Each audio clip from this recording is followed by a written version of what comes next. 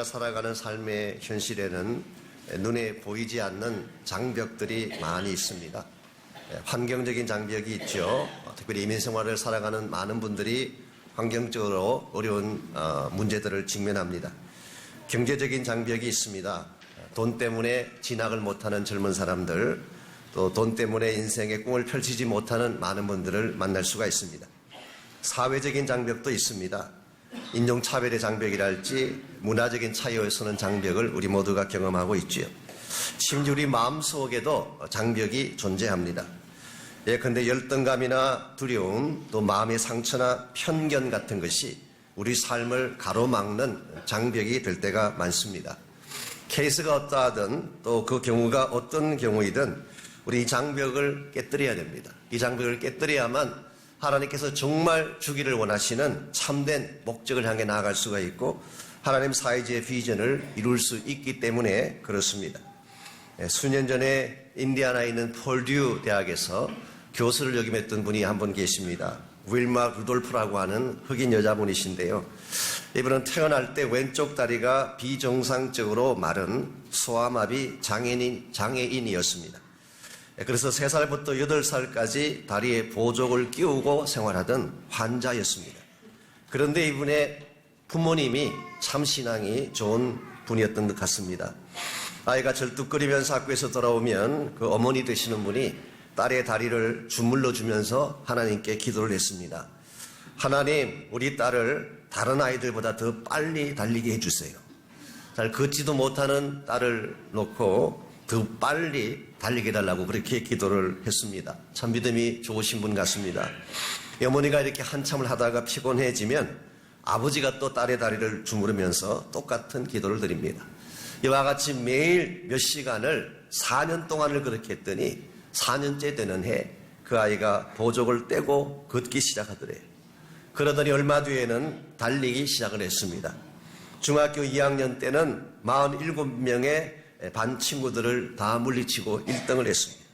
고 2학년 때는 테네시주의 육상 대표로 뽑히더니 1960년 로마 올림픽에 나가서 100m, 200m, 400m 경주에서 금메달을 따서 3관 왕이 됐습니다.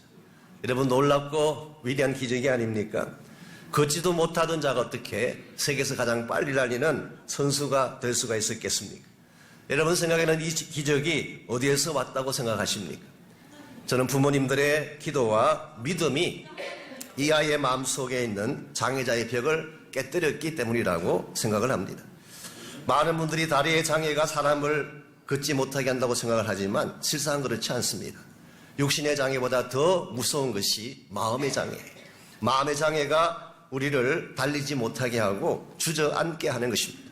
이런 의미에서 우리 인생이 참으로 부유하고 건강한 인생이 되기를 원한다면 우리 마음속에 건강한 믿음을 소유해야 됩니다. 하나님께서 나와 함께 하시고 나를 도와주시면 어떤 장애도 깨뜨릴 수 있다는, 어떠한 문제도 넘어설 수 있다는 이와 같은 믿음의 확신이 분명할 때에 서서 우리 인생을 가로막는 수많은 장벽들이 존재할지라도 그것을 깨뜨리고 넘어서서 하나님의 비전을 이루게 되는 것입니다. 여러분의 인생 가운데도 크고 작은 장벽들이 있는 줄 압니다. 어떻게 하면 이와 같은 장벽들을 다 넘어서서 하나님이 준비해 놓으신 참된 목적을 향해 전진해 갈 수가 있을까요? 오늘 주신 이 본문의 말씀을 가지고 이것을 함께 정리해 보려고 합니다. 오늘 같이 읽은 본문에 보시면은 예수님께서 부활하신 후에 처음으로 제자들을 만나는 장면이 기록되어 있습니다. 즉 부활하신 예수님이 제자들과 첫 대면하는 모임이라고 할 수가 있습니다. 19절 말씀 보시면은 주님이 제자들을 방문했을 때에 이들이 어디에서 무엇을 하고 있었는지가 19절에 기록이 되어 있습니다. 이날 곧 안식 후 첫날 저녁 때에 제자들이 유대인들을 두려워하여 모인 곳에 문들을 닫았더니 그랬습니다.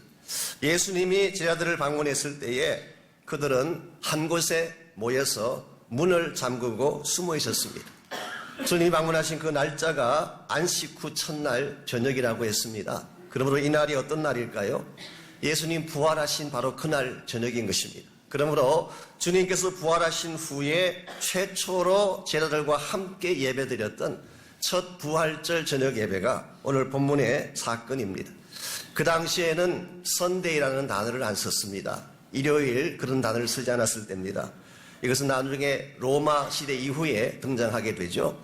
그래서 유대인들은 안식 후 첫날이라고 부릅니다. 그래서 안식일이 끝나고 그 다음 날이 바로 예수님께서 부활하신 날이고, 이것이 기독교 역사상 최초의 부활절 예배였기 때문에 그 이후로 크리스찬들은 그날을 주의 날이라고 불렀습니다. 예수님께서 부활하신 날인 거로. 그래서 초대교회 성도들은 예배 드리는 날짜를 안식일에서 주일로 옮긴 이유도 여기에 있는 것입니다. 오늘날도 우리는 선데이라는 단어보다는 일요일이라는 표현보다는 주일이라는 표현이 더 옳다고 생각합니다. 과거에 한국에서는 공일이라 그랬죠. 빈날. 토요일은 반공일이라 그러고 말이죠. 그런 개념은 참 아쉬운 개념입니다. 예수님께서 부활하신, 주님께서 부활하신 영광된 날, 이와 같이 예수님께서 첫날 부활절 첫 예배를 드리려고 제자들을 방문했더니 제자들이 한 곳에 모여서 폐쇄된 공간에 문을 잠그고 숨어 있었습니다. 이유가 무엇일까요? 언제 들어닥칠지 모르는 산헤드린의 병사들을 두려워했기 때문입니다. 이것은 오늘 본문에 기록된 제자들이 직면한 첫 번째 장벽이라고 부를 수가 있습니다. 두려움이라고 하는 장벽에 갇히게 되면 아무것도 할 수가 없습니다. 자신감이 사라지고 공포심이 마음을 지배하기 때문입니다. 쥐가 고양이를 만나면 도망가지 못하는 이유가 뭔지 아십니까? 도망치려고 마음먹으면 얼마든지 갈 수가 있습니다. 그런데 발이 움직이지가 않아요. 즉 두려움에 붙잡힌 것입니다. 이것이 두려움의 장벽이에요. 사실은 예수님께서 이들을 방문하실 때에 큰 사명과 비전을 갖고 찾아오셨습니다. 21절 말씀에 나타나 있는 것처럼 아버지께서 나를 보내신 것처럼 나도 너희를 보내기를 원한다. 예수님은 제자들을 복음을 들게 하고 땅끝까지 파송시킬 사명을 가지고 찾아오셨습니다. 이제 제자들이 복음 들고 세상에 나가게 되면 복음이 닿는 곳곳마다 죽은 생명이 살아나고 하나님의 나라가 펼쳐지게 될 것입니다.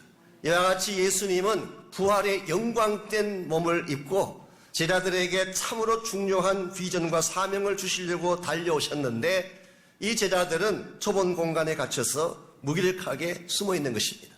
이 제자들이 이와 같이 갇힌 공간에 엎드려 숨어 있는 한 기독교 사역사는 일어날 수가 없습니다. 아무리 예수님께서 십자가에 달려 돌아가신 사건이 위대한 사건이라고 할지라도, 아무리 예수님의 부활 사건이 위대한 소망의 사건이라고 할지라도 이 소식을 전해야 될 제자들이 한 장소에 모여서 엎드려 숨어 지내는 한 기독교의 사역사는 진행될 수가 없습니다.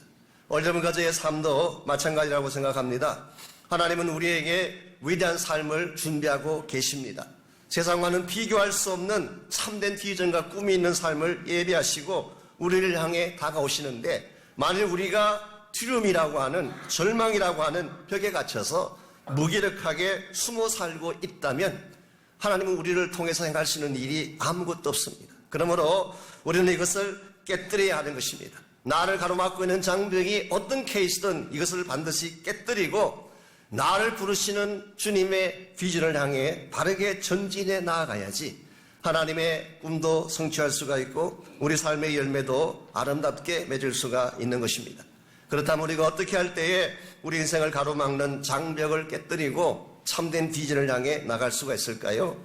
오늘 같이 봉독한 본문에 보시면은 예수님의 제자들이 직면했던 세 가지 장벽이 오늘 본문에 소개가 되고 있습니다. 이 장벽 하나하나가 무엇인지를 우리가 생각해보고 어떻게 그것을 깨뜨릴 수 있는지를 묵상해 보게 되면 여러분과 저의 삶 가운데 찾아오는 장벽도 얼마든지 깨뜨리고 승리할 수가 있을 것입니다. 제자들이 직면했던 첫 번째 장벽이 말씀드린 것처럼 두려움의 장벽이었습니다. 이 두려움의 장벽을 깨뜨릴 수 있는 것은 샬롬입니다. 우리가 샬롬을 선포할 때에 두려움의 장벽이 떠나가는 것입니다. 19절 말씀을 다시 보시면 예수님께서 그들을 찾아오셨을 때에 제자들을 만난 후 첫 마디, 제일 처음 던진 첫 마디 말씀이 무엇이었나요? 평강이 있을지어다. 이게 히브리 말로 샬롬이에요. 샬롬. 예수님께서는 제자들을 만나자마자 제일 첫 번째로 던진 말씀이 샬롬. 이 샬롬이라고 하는 이 말은 사실은 유대인들이 만날 때마다 일상적으로 나오는 인사 말입니다. 우리가 만나면 잘 지냈니? 아침 먹었니? 그런 말과 비슷한 것입니다. 미국식으로 말하면 How are you? 어떻게 지내냐? Hi, hello 이런 식의 말이 사실은 유대인들이 나누는 샬롬입니다. 그러나 오늘 본문에서 예수님께서 제자들을 찾아가서 선포한 샬롬은 그런 케이스와는 다릅니다. 이것은 실제로 우리 마음에 있는 모든 혼란과 두려움을 몰아내고 진정한 평화를 가져오는 신적 능력을 가진 샬롬, 디바인 파워가 있는 샬롬이었습니다.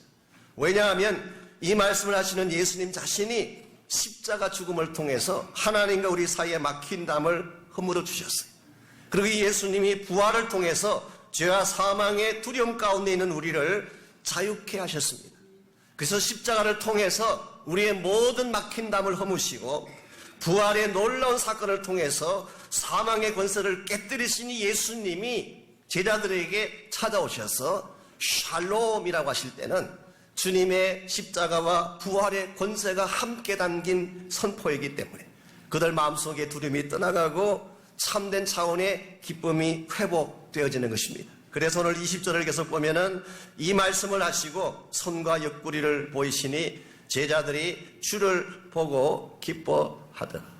예수님을 만나는 순간, 부활의 주님을 만나는 순간, 지금까지 공포 가운데 있던 그들 마음의 공포가 떠나가고 주님이 안겨주시는 샬롬을 누리게 된 케이스를 오늘 본문이 소개를 하고 있습니다. 여러분과 저의 삶 가운데도 예기치 않는 풍랑이 일고 문제가 찾아올 때가 있습니다. 모든 것이 다 복잡하고 혼란하고 어수선할 때가 있습니다. 그때에 필요한 것이 주님이 오셔서 들려주시는 샬롬의 선포예요. 그때에 모든 풍랑이 잔잔케 되고 문제가 잠잠하게 수그러지게 되는 것입니다. 그 좋은 예가 마가복음 6장에 기록이 되어 있습니다. 한 번은 제자들이 배를 타고 가는데 한밤중에 풍랑이 일어났습니다. 우리가 잘 알고 있는 유명한 스토리죠. 일반적으로 예수님은 제자들과 항상 같이 다니셨습니다. 그런데 그날 밤은 예수님은 기도하기 위해서 산으로 올라가시고 제자들만 바다로 갔습니다. 그런데 한밤중에 갈릴리 바다 한가운데서 갑자기 풍랑이 일어난 것입니다.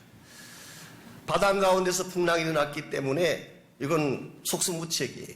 또 한밤인고로 누가 와서 도울 수 있는 사람들도 없습니다. 그러므로 집채같이 몰려오는 파도 앞에 제자들은 벌벌 떨며 두려워할 수밖에 없었어요. 여러분 지금 풍랑이 일고 파도가 나의 삶을 덮치고 있는데 편안하게 쉬고 잠잘 수 있을까요? 오래전에 제가 아는 집사님 한 분이 그런 간증하시는 걸 들었습니다. 이분이 이민 오신 지 얼마 안 되셨을 때에 가진 돈을 다 이렇게 투자를 해서 사업체 한 개를 구입을 하셨습니다. 소위 말하는 프랜차이즈 식당을 구입을 하셨어요. 그런데 장사가 안 되는 것입니다. 시간이 갈수록 점점 매상이 떨어지고 나중에는 렌트비 내는 것도 못하게 되고 조금 더 진행이 되면 이제 쫓겨날 판입니다.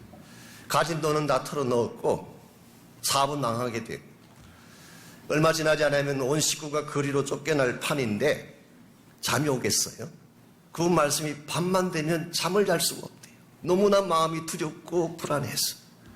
이게 오늘 본문에 나오는 제자들의 케이스예요. 풍랑은 몰려오는데 한기가 몰려오면 또 몰려오고 또 몰려오고 계속적으로 몰려와서 배를 덮치고 있는데 어떻게 편안하게 있을 수가 있겠어요? 그런데 이와 같이 풍랑 가운데에 캄캄한 풍랑이 있는 한밤중에 예수님이 바다를 뚫고 그들을 찾아오셨어요.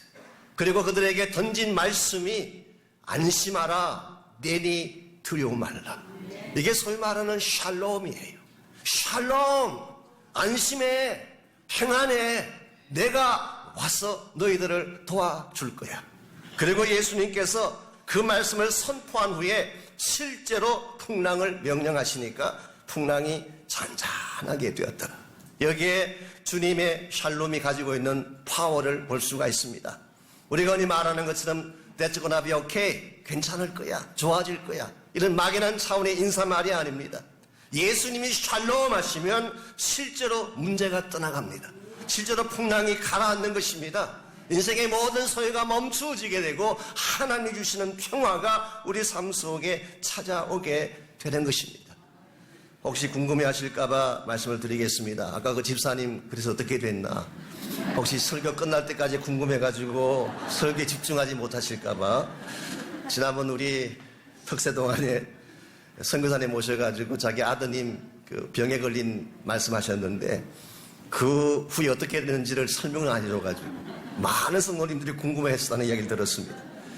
예, 그 집사님 그와 같이 어려움을 겪었지만 기도하는 중에 하나님께서 개입하셔서 이벤트도 많이 깎아주시고 또 프랜차이즈에서 돈을 많이 주셔가지고 결국은 다 회복이 되셨습니다.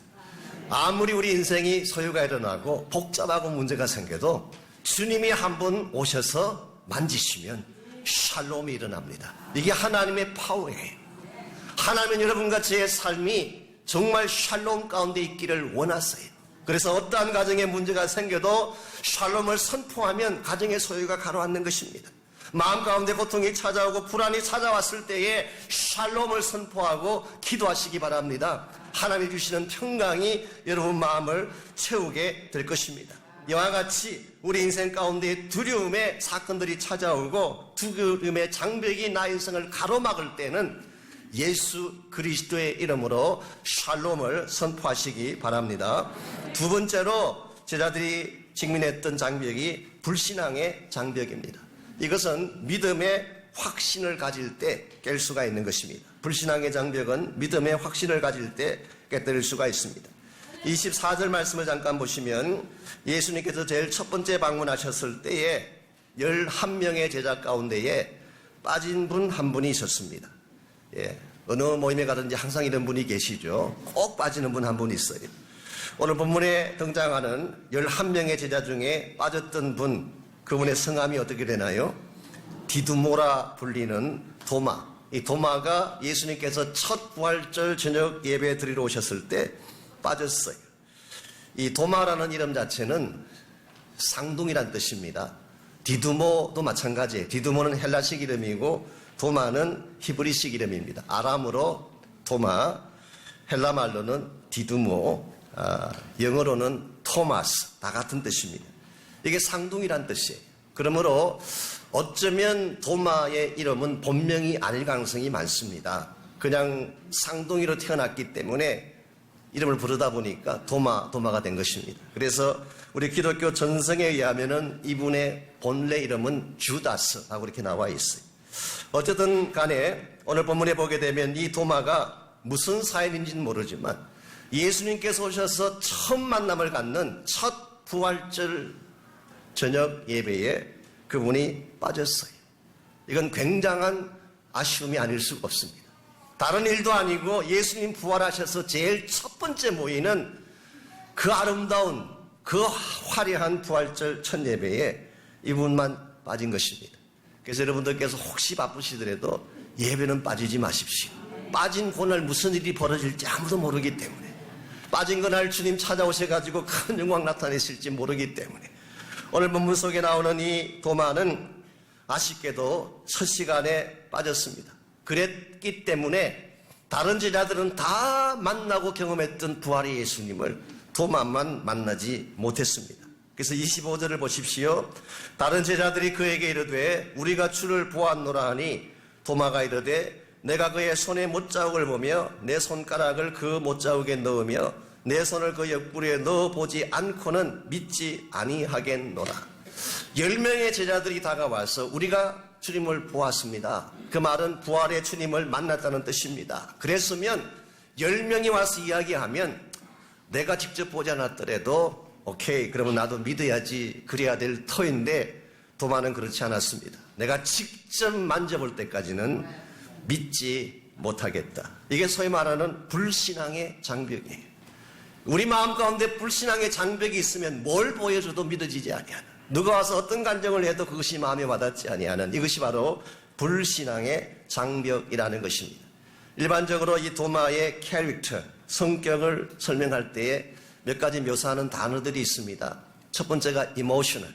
도마는 좀 감정적인 면이 있는 분이었대요. 요한복음 11장에 보게 되면 예수님께서 죽은 지 나흘 되는 나사로를 이제 살리러 가자고 했을 때에 그 상황 판단을 잘못하고 우리 모두 함께 죽으러 가자 그랬던 분이 도마예요. 그래서 상황 판단이 조금 부족하고 욱하는 감정으로 앞서는 사람. 두 번째가 curious, 호기심이 참 많았습니다. 궁금한 게 많은 사람.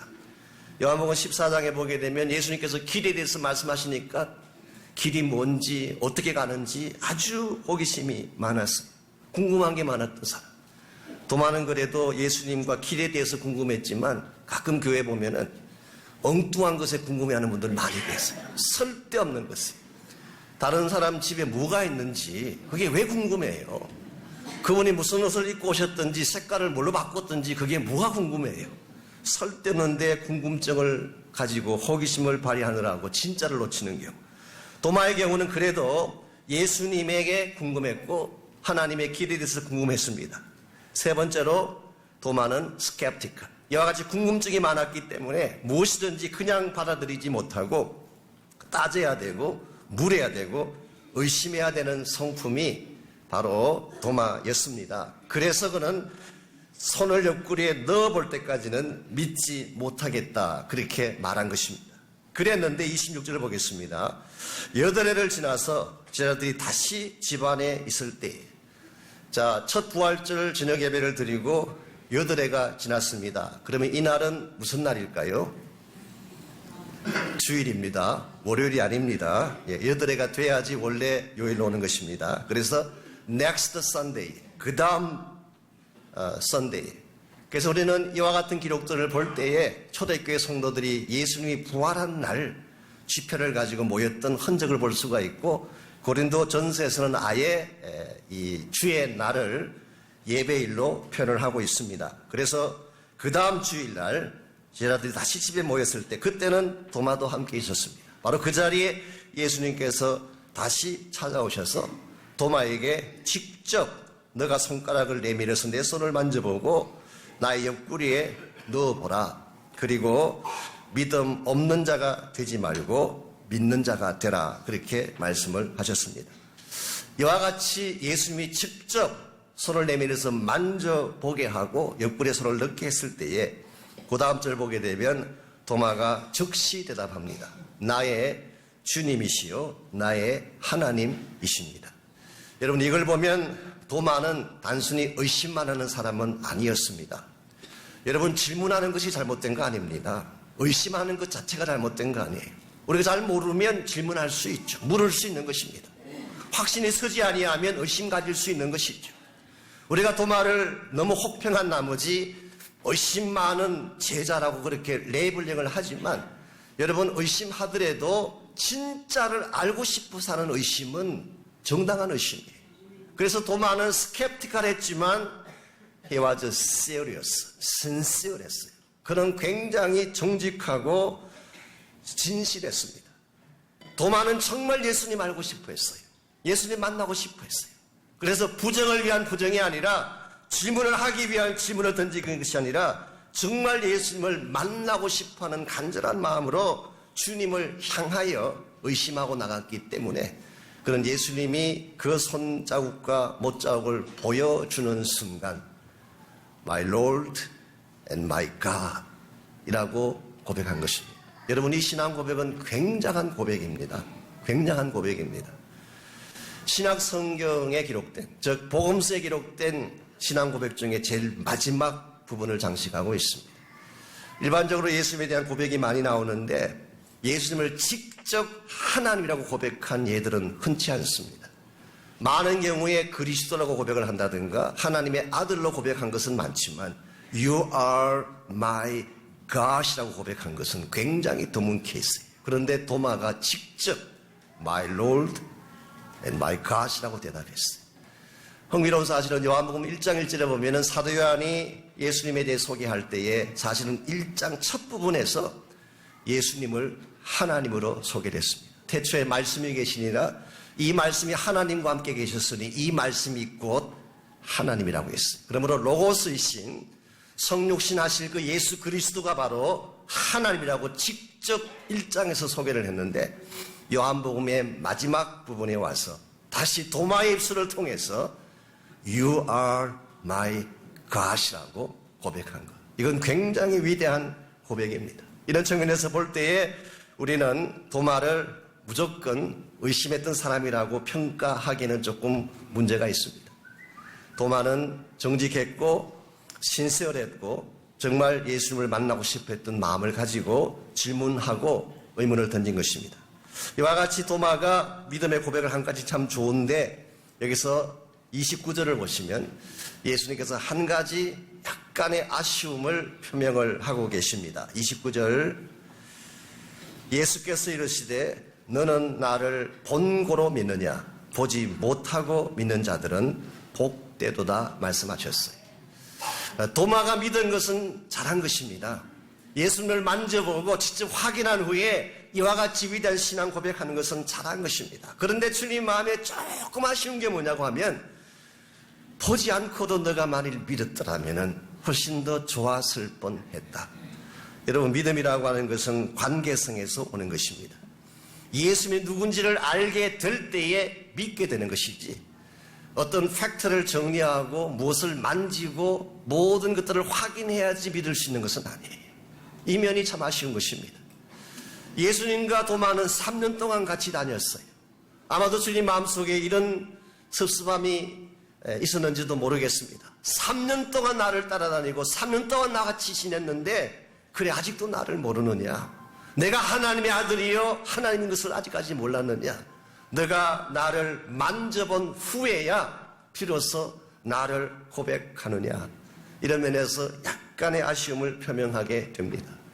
오늘날 우리가 예수를 믿게 된 것은 주님이 어떤 분인가를 알기 때문에 믿는 것입니다. 만져보았기 때문에, 확인해 보았기 때문에, 내가 직접 계산해서 계산이 맞아 떨어지기 때문에 믿는 것이 아니라 주님을 알기 때문에 믿는 것입니다. 그러므로 오늘 여러분과 제가 눈에 보지 않았더라도 만지지 않았더라도 예수님이 하나님인 사실을 믿으시고 그분에게 믿음의 확신을 여러분이 드릴 때에 그때 믿음의 역사가 나타나고 능력이 일어나기 시작하는 것입니다. 여러분들 모든 것을 다 확인한 후에 가는 것은 믿음이라고 말하기보다는 그것은 합리적인 것입니다. 그런데 믿음은 믿고 나서 경험하게 되는 것. 이런 면에서 오늘 여러분의 삶 가운데도 혹시라도 믿어지지 아니하고 모든 것이 의심이 가고 확실치 아니한 그와 같은 문제들이 생겼을 때에 여러분은 하나님을 믿기 때문에 발걸음을 내디디시기를 바랍니다. 하나님을 신뢰하기 때문에 나의 계산, 나의 생각에는 맞지 아니해도 믿음의 발걸음을 내디디면 그때 길이 열리기 시작하고 문이 열리기 시작합니다. 이와 같이 우리 인생을 가로막는 장벽이 두려움의 장벽인 경우에는 예수님을 만나서 주님의 평화를 받는 것이 필요합니다. 샬롬의 축복이죠. 두 번째로 우리의 장벽이 불신앙일 경우에는 보지 않았더라도 보이지 않더라도 또 내 손으로 만지지 않았더라도 주님이 하나님이신 것을 믿기 때문에 믿음으로 선포하며 나갈 때에 참된 믿음의 역사가 일어날 수가 있습니다. 마지막 세 번째로 오늘 본문에 기록된 제자들의 장벽이 무능력의 장벽이었습니다. 즉 제자들의 힘만으로서는 감당할 수 없다는 이것이 바로 무능력함의 장벽인데 이와 같은 장벽을 깨뜨릴 수 있는 능력은 성령으로부터 옵니다. 성령의 생기를 받으면 우리는 무능력의 장벽을 깨뜨릴 수가 있습니다. 21절 말씀을 다시 보시면은 예수님께서 제자들에게 주시는 사명이 나옵니다. 예수께서 또 이르시되 너희에게 평강이 있을지어다 아버지께서 나를 보내신 것 같이 나도 너희를 보내노라. 즉 하나님 아버지가 예수님을 이 땅에 파송하신 것처럼 예수님이 제자들을 파송할 것을 말씀하고 계십니다. 여기서 구체적으로 어떤 파송을 말씀하는 것일까? 어떤 사역과 어떤 비전을 말씀하는 것일까? 23절과 연결시켜 보면 그 내용을 우리가 잘 정리할 수가 있습니다. 너희가 누구의 죄든지 사하면 사해질 것이요 누구의 죄든지 그대로 두면 그대로 있으리라 하시니라. 이 말을 오해하면 안 됩니다. 제자들이 누구를 만나서 죄 없다 그러면 죄가 없어지고 죄인이다 그러면 죄인 되는 이런 권세를 주셨다는 뜻이 아닙니다. 여러분 하나님 외에 예수님 외에 죄를 사하고 죄를 정죄할 수 있는 권한을 가진 분은 없습니다. 인간에게 그런 권한이 없어요. 우리도 똑같은 죄인인데 우리가 무슨 권한으로 그런 말을 할 수 있겠어요? 그러므로 오늘 이 말씀은 그런 뜻이 아닙니다. 오히려 이런 의미입니다. 앞으로 제자들이 복음을 들고 나가서 복음을 전거했을 때에 복음 때문에 나타날 결과를 예수님께서 말씀하신 것입니다. 이제 복음을 들고 나가서 전도합니다. 복음을 받는 자들은 죄 사함을 누리게 될 것입니다. 그런데 만일 복음 받지 못한 채 그냥 있다면 죄 용서받지 못하는 것. 이런 의미에서 오늘 예수님께서 제자들에게 주신 사명은 생명을 살리는 복음의 역사를 이루는 굉장히 중요한 사명을 주셨어요. 여러분, 이 사명을 그들의 힘만으로 이룰 수가 있을까요? 우리가 여러 차례 살펴본 바처럼 제자들은 굉장히 미련했습니다. 덤했어요. 제자들은 무능력했습니다. 자신들의 힘과 능력으로 할 수 있는 일들이 너무나 많았어요. 그래서 오늘 이 사건이 있은 후에도 그들은 실망한 나머지 다시 또 디베랴 바닷가로 내려가는 이와 같이 한심한 사람들이 제자들인데, 어떻게 예수님의 그 위대한 온 세계를 복음화시키는 이 위대한 비전을 이들에게 맡기고 이들을 통해서 그것이 이루어지기를 기다릴 수가 있겠어요. 그래서 예수님께서 이 위대한 사명을 이루는 데 필요한 능력을 직접 주십니다. 그게 바로 22절 말씀입니다. 이 말씀을 하시고 그들을 향하여 숨을 내쉬며 이르시되 성령을 받으라. 여기 숨을 내쉬었다는 이 표현이 사실은 God breathed, 하나님이 숨을 불어넣어 주셨다. 창세기 2장 7절 말씀을 연상시키는 표현입니다. 하나님 인간을 만드실 때에 흙으로부터 빚으신 후에 하나님이 숨을 불어넣어 주셨어요. 숨을 불어넣어 주시니까 생명이 되었다. 그렇게 창세기 2장 7절이 밝히고 있습니다. 마치 하나님께서 첫 창조를 하실 때에 인간에게 하나님의 생기를 불어넣어 주셨던 것처럼 재창조의 입김을 불어넣어 주시고, 그리고 이 성령의 권세와 능력을 불어넣어 주심으로 장차 이 제자들이 성령의 권세와 능력 가운데에 복음을 전거할 수 있게 만든 것, 이것이 바로 오늘 본문이 소개하고 있는 내용입니다. 실제로 이와 같은 일이 있고 나서 약 50일 뒤에, 즉 주님 부활하시고 나서 정확하게 50일 후가 오순절입니다. 약속하신 성령께서 마가네 다락방에 임했고, 그때 임하신 그 성령님은 11 제자에게만 임한 것이 아니라 그곳에 모였던 120명의 성도들 가운데 충만하게 임하셨고, 이것이 바로 복음 운동의 시작이 된 것입니다. 이것이 오늘날 전 세계를 예수의 복음이 덮기 시작한 근거가 되었고, 우리 인류에게 소망이 주어지게 된 근거가 되기도 했습니다. 하나님은 참으로 무능력하고 보잘것없는 여러분과 저에게 이 사명을 주셨어요. 우리의 힘만으로는 이 사명을 이룰 수가 없습니다. 그러나 성령께서 임하시고 성령이 권능을 베풀어 주시면 우리는 예루살렘부터 시작해서 사마리아와 땅끝까지 나아가서 이 복음을 전가할 수 있게 되고, 우리가 전가하는 복음 때문에 세상이 바뀌어지게 되고 암흑 가운데 있던 사람들이 다시 생명을 얻고 빛 가운데로 나오는 위대한 역사를 이룰 수가 있습니다.